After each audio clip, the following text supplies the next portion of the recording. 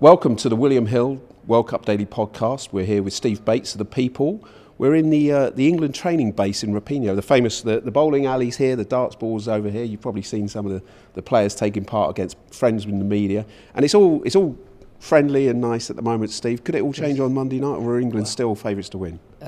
It could all change, Jerry, yeah. The vibe's been very, very good, but as we all know, atmospheres and moods in camps and around camps are very much dictated by results.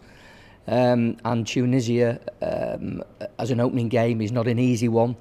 I think the world at large will expect England to win, but the Tunisians are only just ranked below England in the World FIFA rankings, so it's not going to be a pushover of a game by any stretch of the imagination.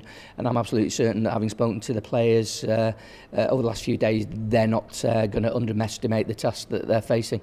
Yeah, and it's the opening game. It's important to get off to a good start because England don't traditionally, do they? No. I think it's 1 in 4 last tournaments, isn't it? 1 in 4. The last two tournaments, they haven't won either game. They were beaten by Italy in Manaus in Brazil 2014, and obviously they drew with Russia in the last Euros in France 2 years ago. So England haven't got a great record, but I think there's a huge determination within the squad and from Gareth Southgate that what's happened before has got no bearing on this tournament, which I think is the right sort of way to go, and that getting off to a good start with a victory against Tunisia will set the mood for the coming weeks that we hope England are going to be here in Russia.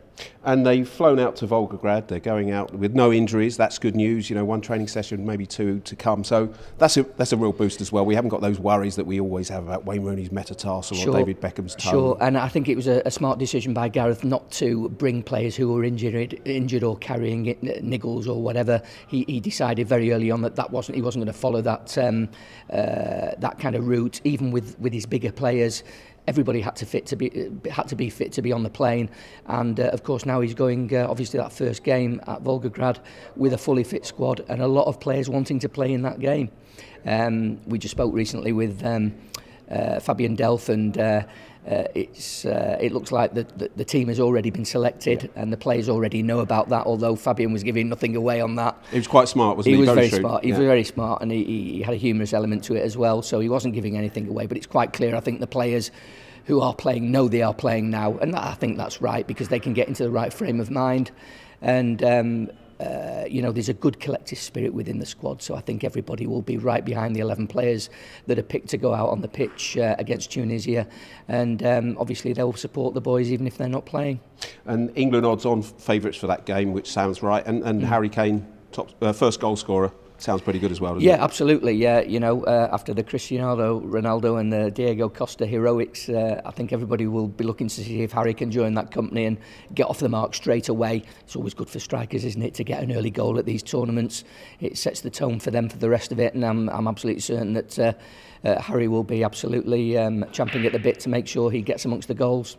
And of course, you mentioned Cristiano Ronaldo. His odds have come way down now in the top goal scorer, the Golden Boot awards after that hat-trick. I mean, what a way to announce yourself on the biggest stage of all. Sure, look, if I was having a bet on a striker to finish with at the top of the pile, you couldn't ignore Cristiano at the minute, could you? He's you can never write him off, can you? He's just, when we think he's just reaching a peak and maybe just waning slightly, he just proves everybody wrong, as he did in the Champions League final, and as he did here in Russia last night against Spain. Diego Costa as well, another player who announced himself on at the World Cup with a couple of goals. So I think those two have set the benchmark. I'm sure Harry Kane will be looking at that when he takes the pitch against Tunisia.